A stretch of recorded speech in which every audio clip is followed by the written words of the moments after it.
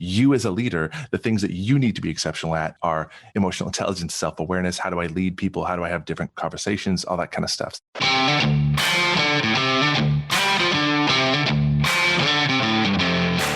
You work hard in your business. On the Profit by Design podcast, we ask the big question: what has your business done for you lately? Hi, I'm Dr. Sabrina Starling, the business psychologist, the author of How to Hire the Best, and your co-host on the Profit by Design podcast. Weekly, my co-host, Mike Bruno, and I bring you tips, tools, and strategies from our own experiences and from the experiences of our guests, who are entrepreneurial thought leaders and real-life entrepreneurs, all to support you in making intentionally profitable and sustainable business decisions to live the lifestyle you desire. Profit designers, are you ready to take your life back from your business? If so, I invite you to join us in the Entrepreneurs Take Your Life Back Facebook community that we've started at Tap the Potential. Chances are, if you have a growing business, you're paying a team, and you still feel like you're having to do it all. It shouldn't be this way. Work should support life, not the other way around. And at Tap the Potential, we support entrepreneurs like you in designing sustainably profitable businesses that give you more time for what matters most and more money in your bank account than ever. In our Entrepreneurs Take Your Life Back Facebook group, I'm sharing with you lots of tips, tools, and strategies to support you in a business that gives you your life back. When you join our community, you will get access to exclusive mini trainings from me, including the Better Business, Better Life Jumpstart, as well as the How to Hire the Best Jumpstart. These free trainings are available only to the members of the Entrepreneurs Take Your Life Back Facebook community. There's no charge to join. I would love to see you there and get to know more about you. To join us, go to tapthepotential.com/group. That's tapthepotential.com/group. Profit designers, today I'm sharing with you a conversation that I had with Galen Emanuele around culture. And this conversation gave me some very powerful takeaways. And I really encourage you, as we dive into this episode, to get a pen and paper handy. There are some golden nuggets here that will really support you in being a better leader and being the kind of leader that your team and your business need you to be, so that you have a business that gives you your life back. So with that, let me share a bit about Galen with you. Galen reframes the way teams and organizations establish culture, communicate, and perform together in business. His unique content is full of actionable tools to massively improve team dynamics, communication, EQ, and generate high-level performance and engagement. A highly sought-after international speaker with clients including Microsoft, Safeway, and NASA, Galen is also a world-class improviser, having taught and performed improv for many years, including touring with the cast from Whose Line Is It Anyway? An authentic, captivating teacher and performer, Galen has a unique gift of being able to cut through the noise and fluffy language to translate broad concepts into simple, practical skills and mindsets. Developed over thousands of hours on stage working with audiences and teams, Galen's profound truths and tangible takeaways permanently change the way humans show up in business and life. Profit designers, at Tap the Potential, we are on a mission right now to be a positive force in social media during trying times for all of us entrepreneurs. In that regard, I would love it if you could help us out. We really want to get behind any of you who are doing good things in your communities, showing up and leading with love. If you are doing something to keep your team together during this time and you're sharing it in social media, or you come across another entrepreneur who is being a gift from their gift in some way that you notice, please use the hashtags Lead with Love and Be a Gift. Our team at Tap the Potential is on the lookout in social media for those hashtags, and we will be reposting those social media posts from the Tap the Potential social media. Let's all lead with love, be a gift, and shine bright during these trying times. So Galen, welcome to the Profit by Design podcast. Thank you so much. I'm excited to be here for sure. I'm so excited for our conversation. You and I have a lot of commonality around an appreciation for culture in business, and that is what you are all about. You have the yes and culture. I want to dig into what is yes and what does that mean. But before we go there, I really want to get to what drives you. Why are you so passionate about culture? How did this become your thing that you're out in the world doing?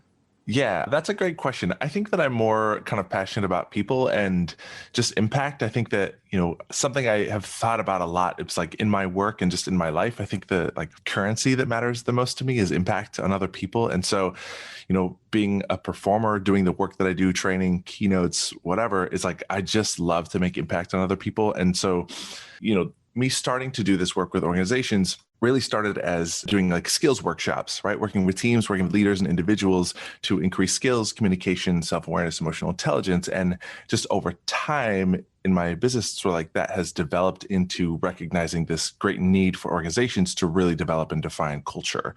And so, it's sort of just evolved into that being really kind of the main focus. And I do a lot of skills training as well around feedback or conflict or communication, et cetera, but establishing like culture setting inside organizations has sort of become something that I also really love and tapping into that. So yeah, why am I passionate? I just love people. I love sales. I love making connection with people. I love, I have this sort of dual brain of I love business and strategy. My strength finders is like strategy is number one, actions number two, maximizer is number three. Like I'm very much like strategy business oriented, but I'm such a nerd. Like I love science and space and dinosaurs and stuff. And so I don't know. I've always been very curious and fascinated about why do people do what they do? Why do they make decisions based on, the impact that they have on other people?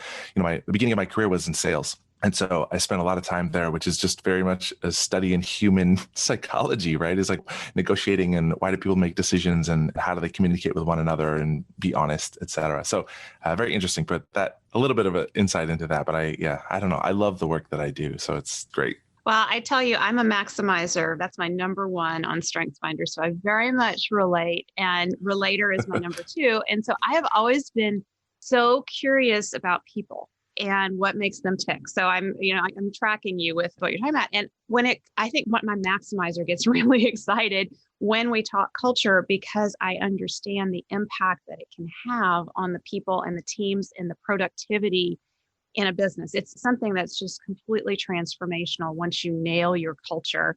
And it's never done. It's not a once and done thing, but once you get the culture going, it does have this, to me, it has this feel of just like a snowball effect, and it just gets bigger and bigger and better.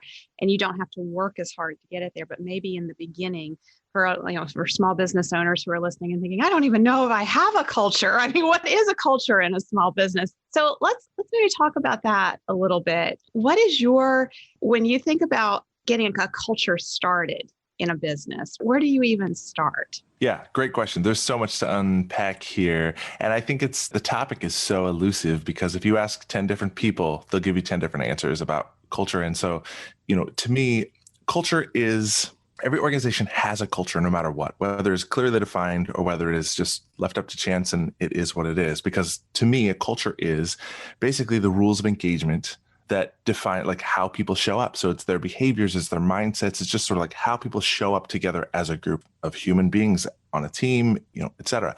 And so, to create a really exceptional culture, it's to clearly define what those rules of engagement are, right? It's sort of, and I think people approach culture in a lot of different ways, but for most organizations, and I think this will resonate with you, is the farthest that they know how to go to create culture is to create a mission statement, to create a vision statement and a list of values, respect, integrity, trust, teamwork, et cetera. And the reality is that that is not a culture. And that's sort of deep as most people know how to go with it. But like there is so much more to establishing something with intention. And I think how do you do it?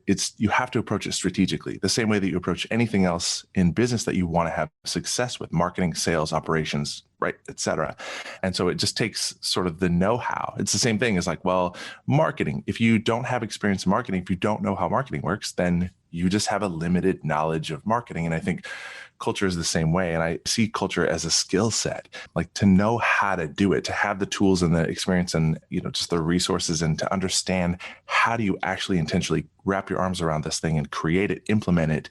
That's such a key thing for business leaders. So, your question is, how do you go about starting? And I'm sure during this time, we'll sort of like walk through high level, kind of like, this is how you create a culture inside your organization, which I'd love to get into because I think that's the sort of meat of it. And from doing the work that I do for many years and working with hundreds of teams and organizations and business leaders and HR people that have been in the industry forever and ever and ever, I think this collective belief or acceptance of culture is that there's no secret sauce to culture. And you've got Richard Branson saying things like, there's no secret sauce to culture. It's just you treat people how you want to be treated. And culture happens one handshake at a time and one conversation at a time. And I'm like, that's garbage. I mean, those things are true and they're positive and they're nice, but they're platitudes. If you said that about marketing, people would be like, you're crazy. If someone said, oh, there's no secret sauce to marketing, you just build great products and people will buy them. It's like, no, yes, that's true. But there's so many layers deeper than that of a strategic approach to actually like approaching that in a way that is way more effective, right? And so we've sort of accepted that there's this high level kind of no secret sauce to culture thing.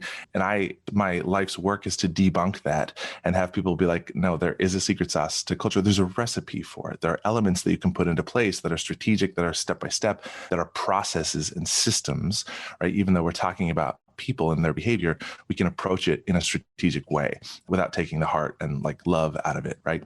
I want to comment on a couple of things you said there, because if you just do a vision, mission statement, and you define some core values for the company. And one of the things that I notice when we take our clients through that is a lot of times it will be very sterile, cold, vanilla, and there's nothing distinguishing about it. And a lot of corporate, I'm going to throw some darts here, a lot of corporate value statements and mission statements are very vanilla. There's no personality in them.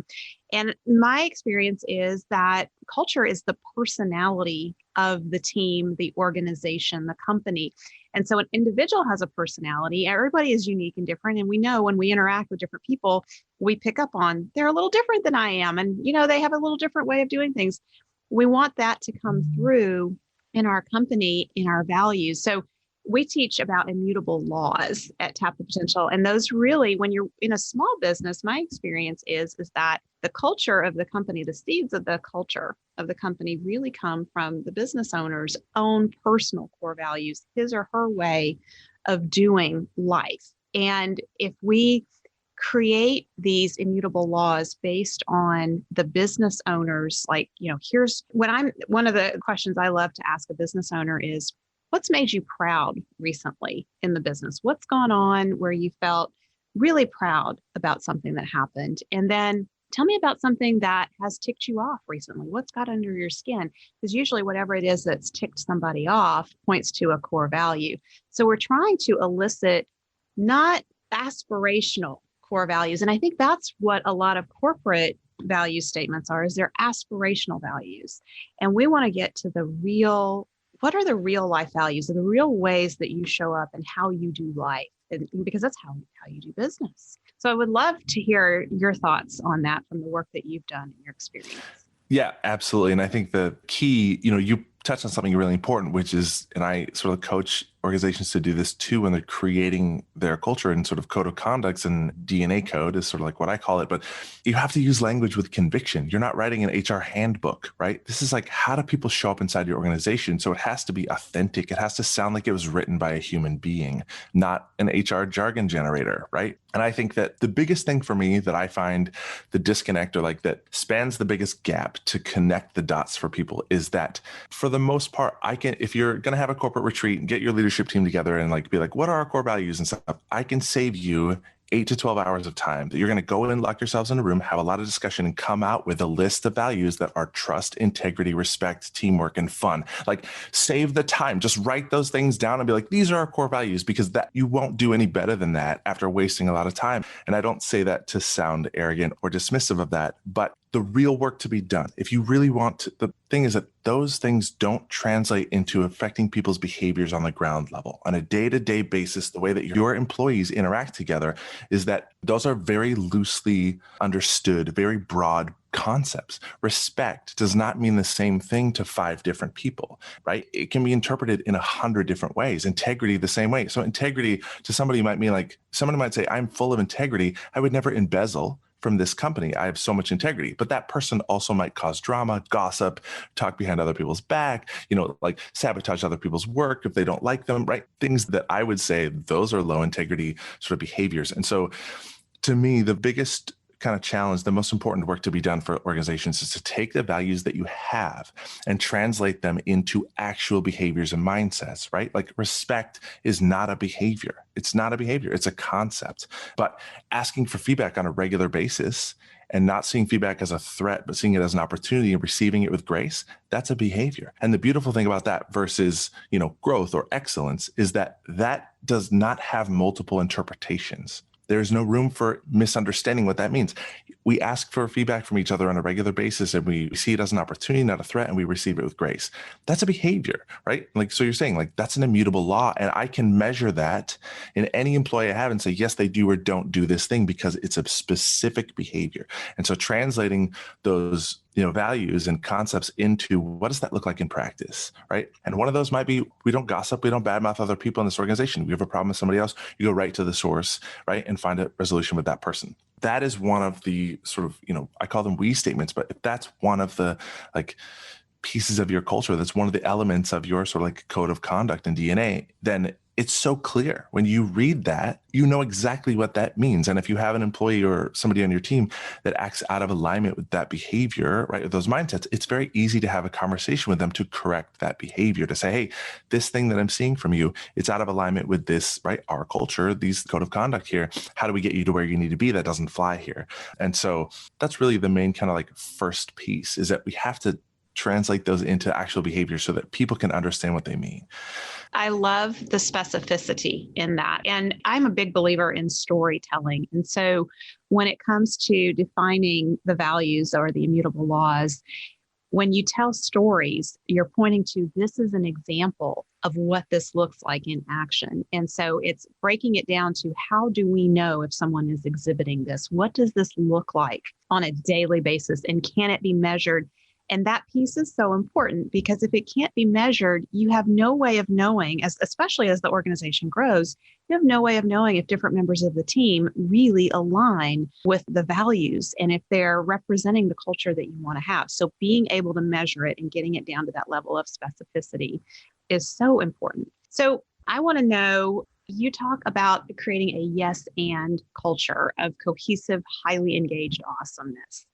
Tell me what that exactly is and what does that look like in action? So how that I got into doing this work was I had always had a career in sales, marketing, business leadership kind of stuff. And then I started doing improv back in 2004. And, so I lived in Bellingham. An improv theater opened up. I'd seen Whose Line Is It Anyway, but I didn't realize improv was something you could do. But I heard about classes being offered, signed up. Day one, first class, I fell in love. I was like, oh, my weirdness belongs here. This is lovely. Because I've always been a performer and done theater and that kind of stuff. So I really fell in love with improv, started taking classes, started performing, started teaching. And at one point, I became the marketing and sales director for that theater that I was performing at. And that's when I started doing this work. And so what Yes And is basically, if you're familiar with improv or if you're not, Yes And is the core of improv. Everything in improv is based around this concept of yes and, where everything you do, everything your partner does is considered an offer. And your job as an improviser to create scenes and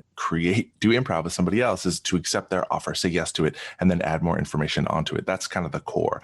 And so surrounding that yes and idea, there's a bunch of skills that if you want to become a great improviser, you have to sort of master. And so I sort of kind of identified in that, a lot of opportunity for crossover in terms of a lot of these skills, a lot of these communication skills and interpersonal sort of, how we impact other people around us, translate and relate to business in such a massive way and such a valuable way for teams and organizations. And so the sort of 5 main tenets that exist there are around saying yes, to listen and be present, to make other people look good, to embrace change and failure, to be positive. And so those are kind of the 5 tenets of, those are main tenets of improv. And so when I started doing this work, it was sort of translating that into like, how do you create a yes and culture on a team inside an organization, sort of focusing on those 5 tenets. And so that's the work that I sort of began here, was how do you translate that into like how teams show up, how people respond to one another when somebody shares an idea in a meeting, how are we responding to that, right? Not just that we say yes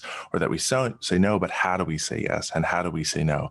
And so that it really gets into self-awareness, emotional intelligence, right? The ability to communicate and impact and influence other people around us by, intentionally applying those skills and concept of like saying yes, which doesn't mean saying yes to every single thing in the world, but having a mindset of actively looking for ways to say yes when we can, right? To listen and be present, which means making eye contact, making other people feel listened to, hearing other people's perspectives. And so, it was sort of translating those different tenets into business settings, interaction, because business is just about building relationships, right? That's what sales is. That's what employees and cultures. It's really about what are the relationships that we have? What are the ground rules of these relationships? And how do we support and nurture those relationships and grow them so that they're successful? So so that's sort of some background in terms of what a yes and culture looks like. And so a lot of times that, my kind of like main signature keynote is around sort of like, here's what this concept of yes and is. This is how it applies to business. And then it's very interactive. So I run people through exercises and activities that allow them to put those skills to practice in real time with somebody else and experience kind of what they feel like to use.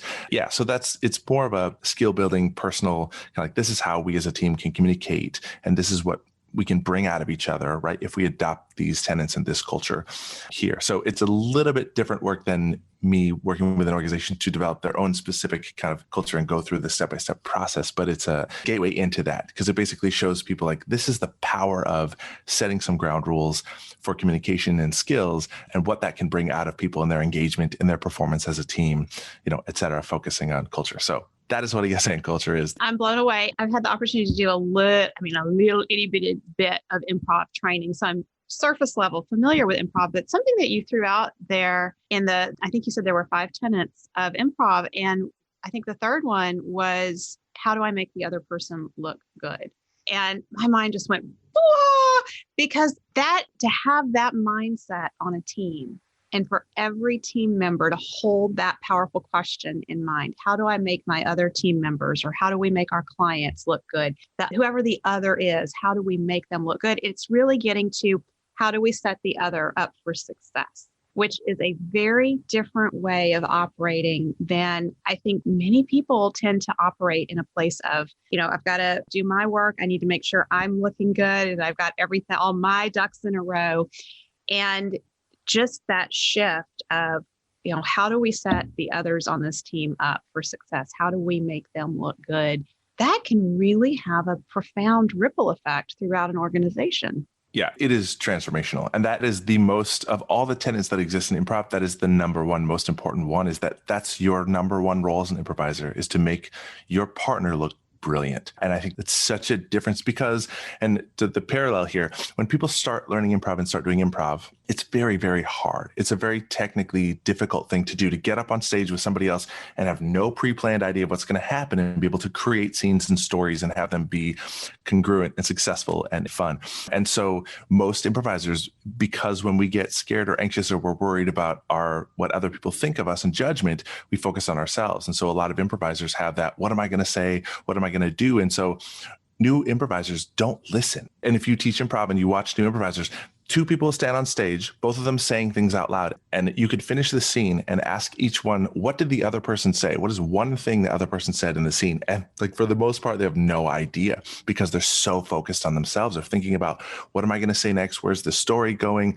Like, how can I look good or be funny or whatever? And it's really a shift to get people to be like, if you focus on making your partner look good and making their ideas brilliant, all of a sudden your focus and your intention is locked into your partner. So I'm waiting for you to say something. When you say something, my response to it, instead of me trying to think of something to say, I'm just like, what will make that offer look brilliant, right? And so I am really focused on listening to you, right? Trying to inspire you. The best improvisers are gracious, right? They're generous. They make other people look good. It's, to learn to be a great improviser, it's like you have to learn to be an improviser that other people want to play with, right? That want to get into a scene with and want to be on stage with. And the parallel there to being a leader, to being an effective employee, to being an effective coworker is that be the leader somebody would pick out of a line of leaders to be like, I know this person, I want to be on a team with them.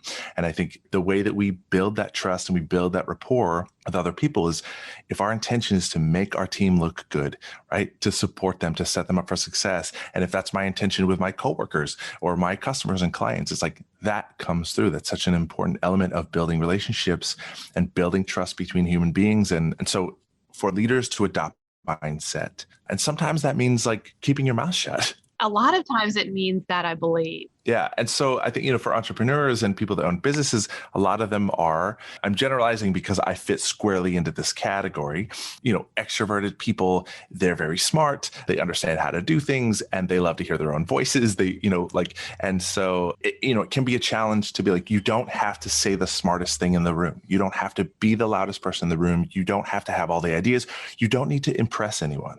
And to shift that focus to be like, if you want to be impressive as a leader, make your team look brilliant. Make your customers and clients look brilliant. That will make you look good. But I think a lot of times we have this sense of, I have to look good. I have to say smart things. I have to impress my team. I have to know all the answers. It's like, you don't. If you show up in your life and in your business trying to make everyone else around you look great, you will look brilliant. And I think there's some magic there. That clicking that into place for improvisers changes the way they think about how they show up in improv scenes. And it also changes the way business leaders and human beings show up in business to be like, if this was your number one intention, how would you behave as a result of that? How, you would never speak poorly about one of your coworkers when they weren't in the room if your intention always is to make them look good, right? Because that does the opposite. So it is profound. Yeah, I'm processing this on so many levels. I think the one thing that really stands out to me is trust is the foundation of all healthy relationships. And we need to be establishing safe, supported work environments where people feel safe and they trust. And so when we're operating from that mindset of how do I make the other look good, then we are continually creating and sending cues, nonverbal cues that signal this is safe. You can trust me. I'm here to make you look good. I'm here to set you up for success. And one of the tools that we use with a lot of our business owner clients is a tool called the choice map. And the idea is that our default is to go down the judger path. When something happens, we go into thinking, what's wrong with me? What's wrong with them? Why are they so stupid? And before we know it, we're in the judger pit. So our non-conscious questions lead to our mindset, and they also lead to usually lose-lose solutions. And so we want to switch lanes and go into learner mindset. And learner mindset is, what does the other person want? What's important to them? What do I want? What's important to me? So it's all these questions. And you said, for leaders, talking less is a real valuable skill. And sometimes when we recognize that human beings operate on a very primitive level to just that question is always in the back of their mind, am I safe here? Is this a safe place to be?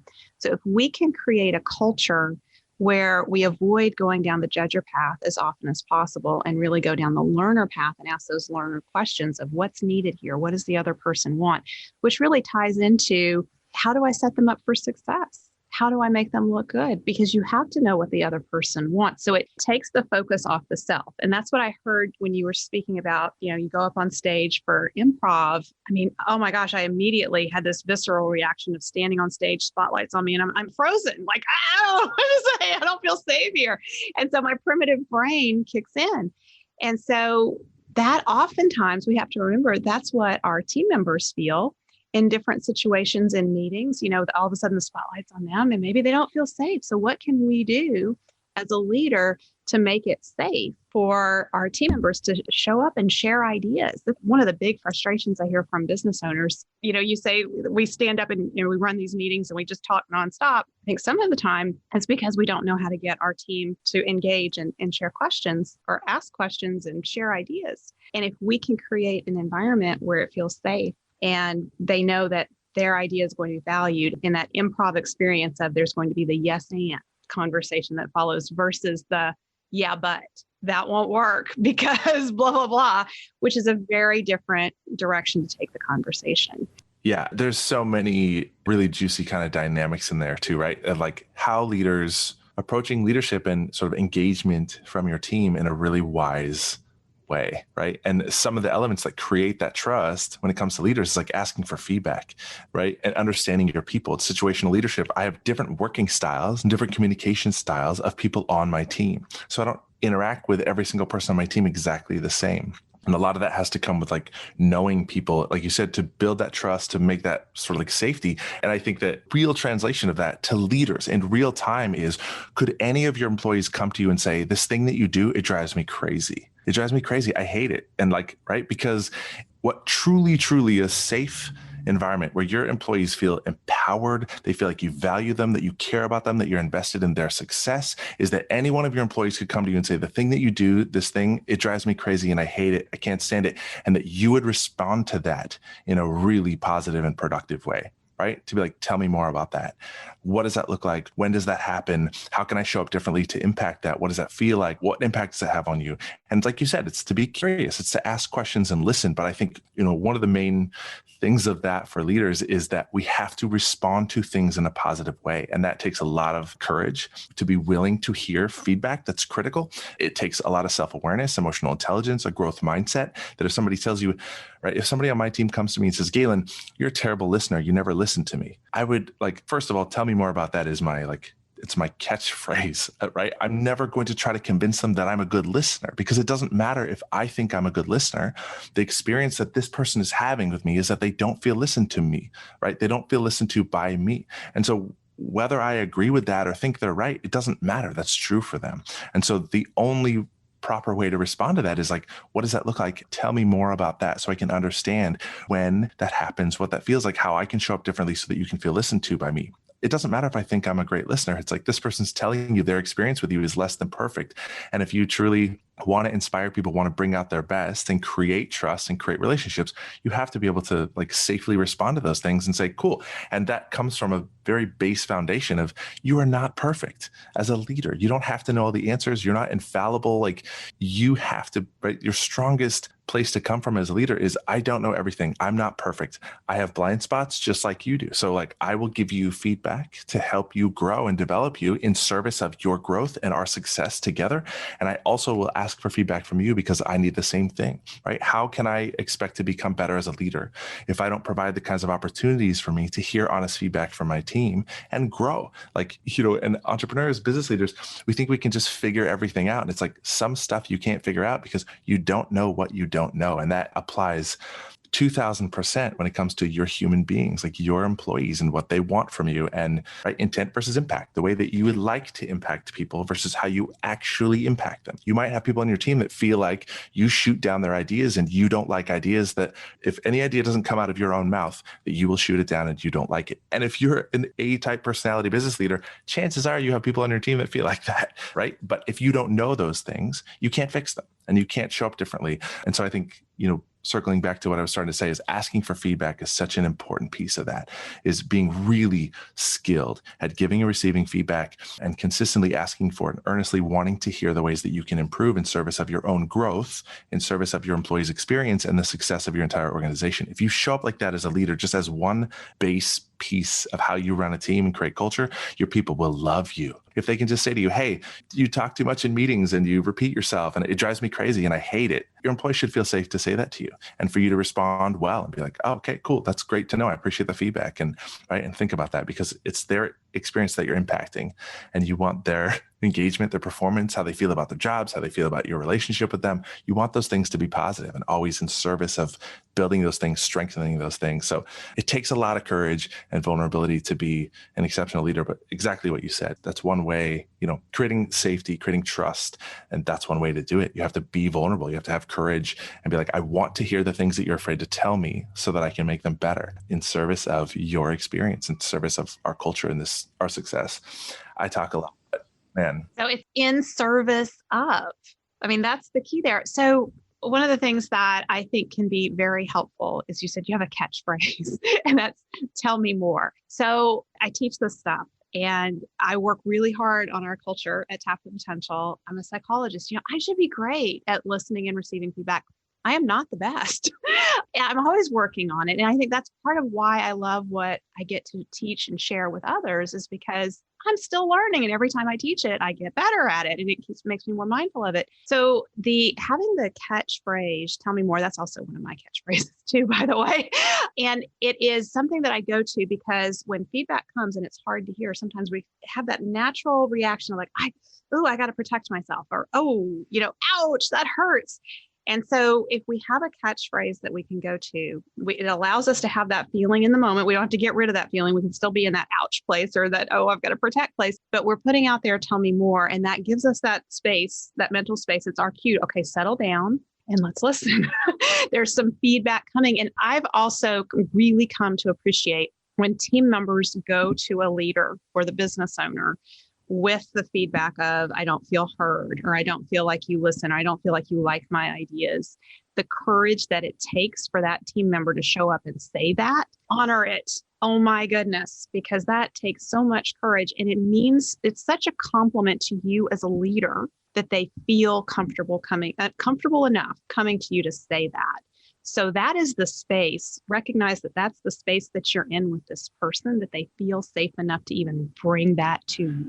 Yes, because the reality is if they don't think that you're willing to hear that, if they don't think that that can change, they won't tell you.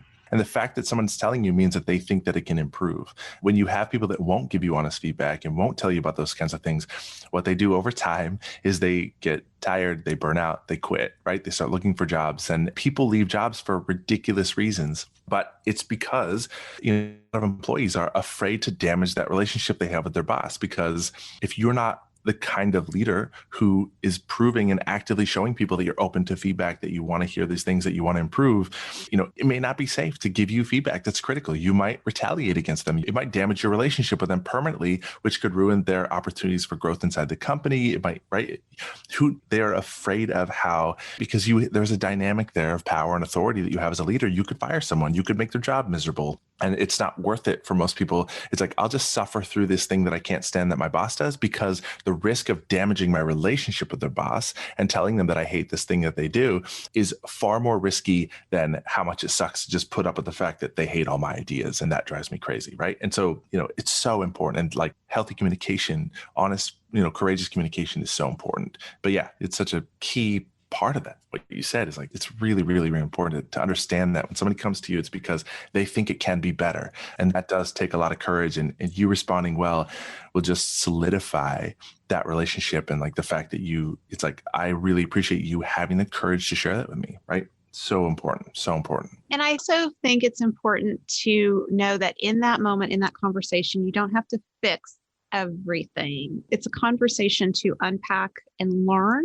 And one of my other go-to questions is, so if I'm getting feedback, say, for example, that I don't listen, I would say, well, tell me when I am listening to you and you feel heard and understood, what does that look like? What's going on that's different from what you're experiencing now? I want a painted picture.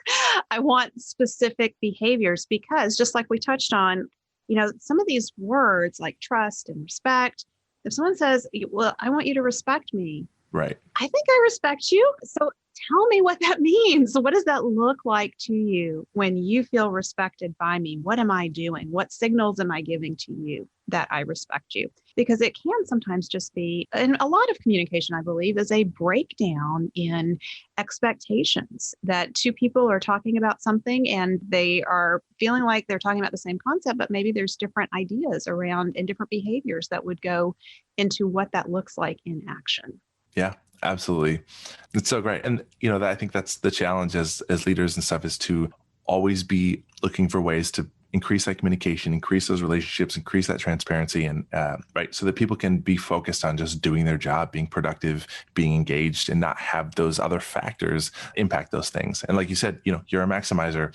So mine, I'm a maximizer. My very next one is relator. So, get it. But it's like, we have to, if we can create a culture where people feel listened to, they feel valued, right? People are clear about their expectations, they're held accountable, their coworkers are held accountable, their leaders are accountable to like a very clear, defined set of behaviors that are awesome and wonderful, that like bring the best out of people. It's like, if we can bring the best out of our employees, our companies will be so much more successful, right? They'll stay with us longer. Turnover is expensive. It's morale killing. It thins out relationships on your team. It's like, especially if you have a smaller organization, like turnover is a big deal. It wastes a lot of time. It costs a lot of money to get someone else back up to speed. And it's like, how do we retain, how do we attract exceptional employees? And it's all of these elements, right? It's how do we maximize and bring the best out of the people that we have? And I think it's, marketing won't do that. Sales won't do that. Operations won't do that.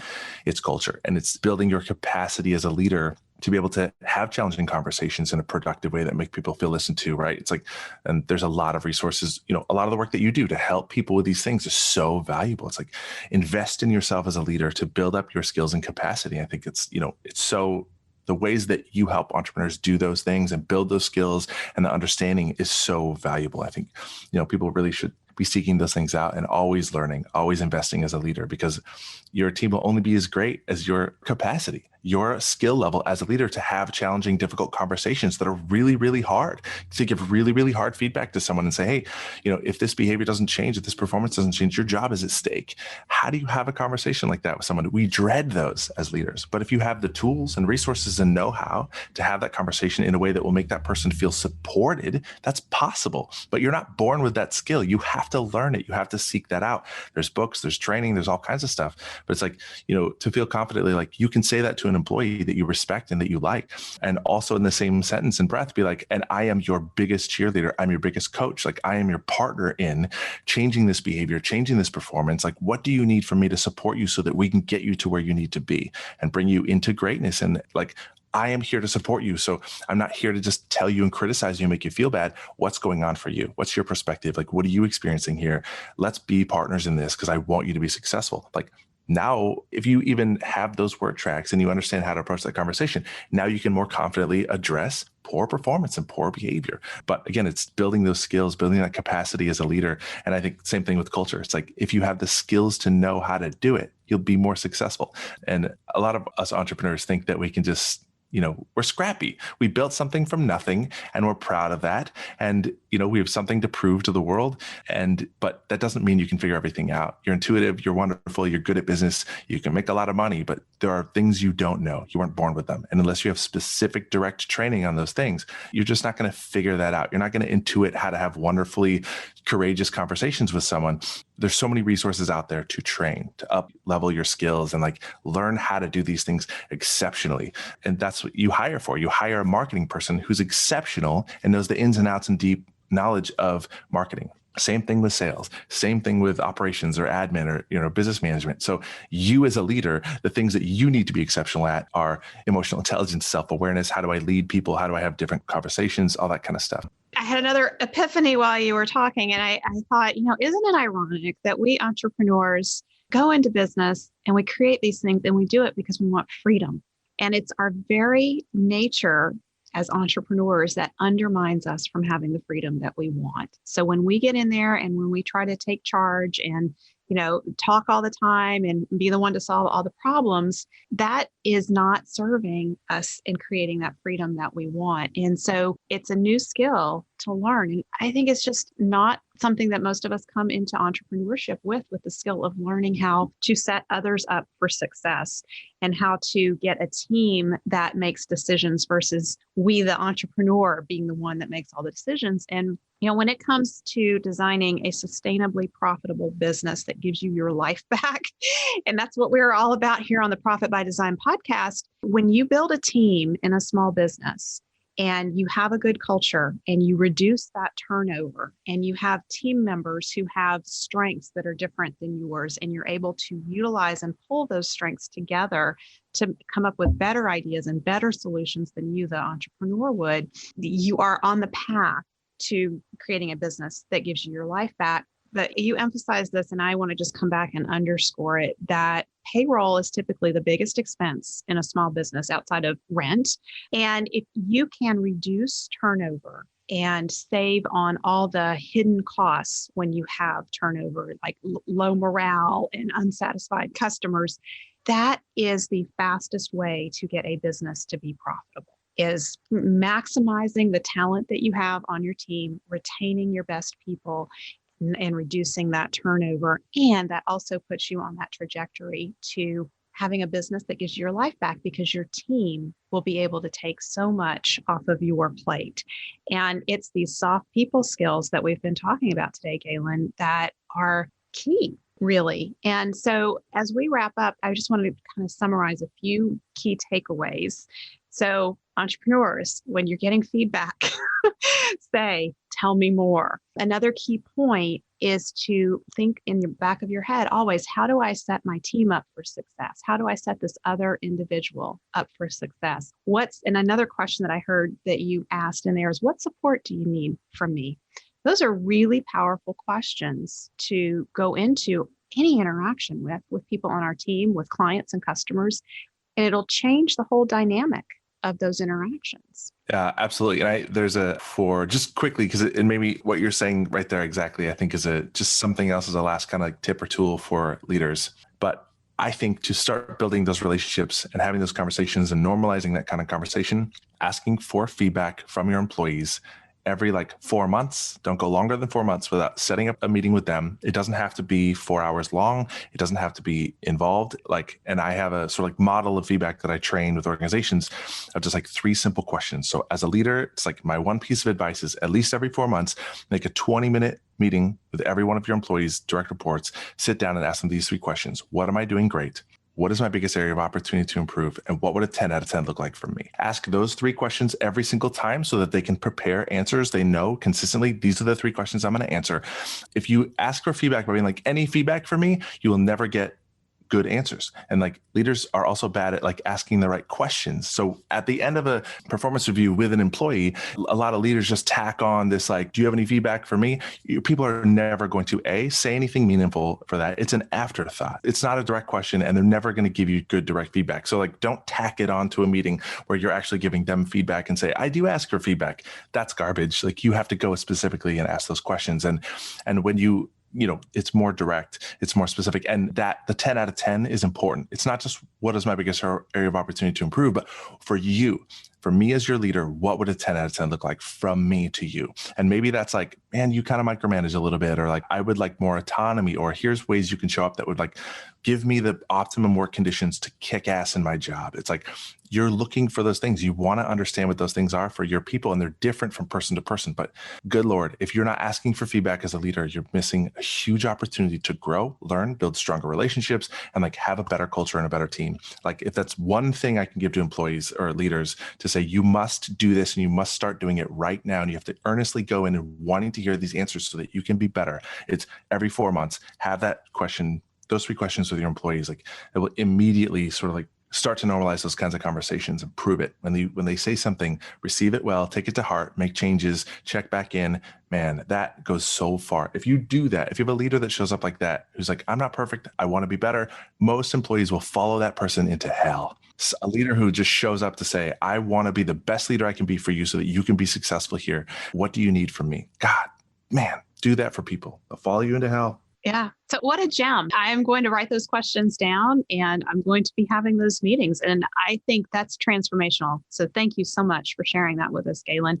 I know you have a gift that you want to offer our audience. You have a free weekly video drop. Do you want to share that with us? Yeah. Every week, every Tuesday morning, I put out, it's my sort of email list, but I create one video that's less than 5 minutes long. It's called the Culture Drop. It goes out. There's no spam. There's no paid version of it. It's not this is how we can sell you stuff. It's literally just it's one free video every week for teams to use to have conversations. So it's how to resolve conflict. It's how to build culture. It's how to be a better coworker, how to ask for feedback as a leader. It's really specific topics around teams, around culture, all things human beings, hiring, firing, etc. So just designed to be a lot of really great, juicy content. So people can subscribe to that on my website. If you Google me and Culture Drop, you can find it. And yeah, also my YouTube channel has all of those videos out there. So there's a ton of different topics around a lot of different leadership things that might be a great way to watch one of those 5-minute videos with your team and generate a conversation, et cetera. So it's weekly. Yeah, it's just an easy kind of drop email thing. So, and I have, a bunch of other programs in the works. Of course, I work with teams and do training and keynotes, and I'm working on a book that I'm finishing up and a bunch of stuff. So, but yeah, great. I can't wait to see the book when that comes out. I would love to read it. So we will link to the culture drop where you can go ahead and subscribe for that. Will be in the show notes. I think our listeners would really love that. And I love the idea of once a week or once a month with your team, watch one of those videos and have a discussion. That's a great way to do some team training. And sometimes less is more. It's not like you want to blast them with 20 videos and say, let's discuss. But pick one short video and discuss it. And then that can be the intention that the team or you as the leader works on over the next month and get feedback on it. So great tools. Thank you so much, Galen. I really enjoyed the conversation. You're welcome. Thank you. This is such a treat. Thank you for spending time with us today. Join our conversation in the Entrepreneurs Take Your Life Back Facebook community at tapthepotential.com/group.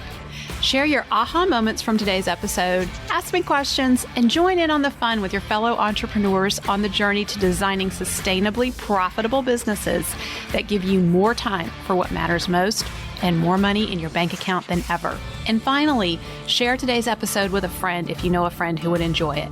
This is real life business. Keep your chin up, keep moving forward. You got this.